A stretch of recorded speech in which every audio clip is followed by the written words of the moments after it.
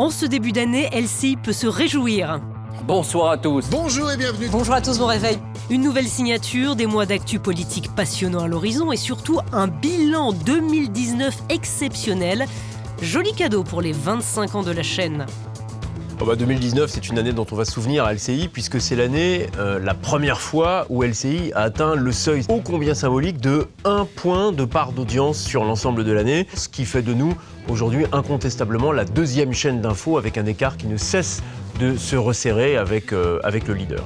LCI signe en effet la plus forte progression des chaînes info sur les 3 cibles prioritaires, plus 27% sur les 4 ans et plus 25% sur les 25-49 ans et plus 25% sur les ICSP+. Autre succès notable, les soirées événementielles.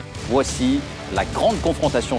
Elles ont permis à la chaîne, à chaque fois cette année, de se positionner au rang de première chaîne info sur la tranche.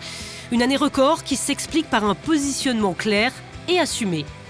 Alors chaque jour, donnons à l'info le temps qu'elle mérite. Sur LCI, c'est sans doute ce qui explique le succès de l'année 2019. On a pris le temps de se poser les questions, de réunir des opinions divergentes et contradictoires, mais à chaque fois extrêmement légitimes autour des tables. Et là où on se contente de clash, de buzz, de petites phrases, de débats à la va-vite, nous, on donne une demi-heure, 1 heure, 2 heures par moment pour se poser des questions fondamentales. À la fois, on flatte l'esprit, la réflexion, l'intelligence, et puis on augmente notre durée d'écoute. Donc la notion de durée, elle est très importante aujourd'hui dans la façon dont on a de travailler à LCI. Et le temps, LCI va le prendre pour traiter l'enjeu majeur du premier semestre 2020, les municipales. Ah, ça, c'est un rendez-vous évidemment très important parce que LCI, une partie de sa grande signature éditoriale, c'est le débat politique.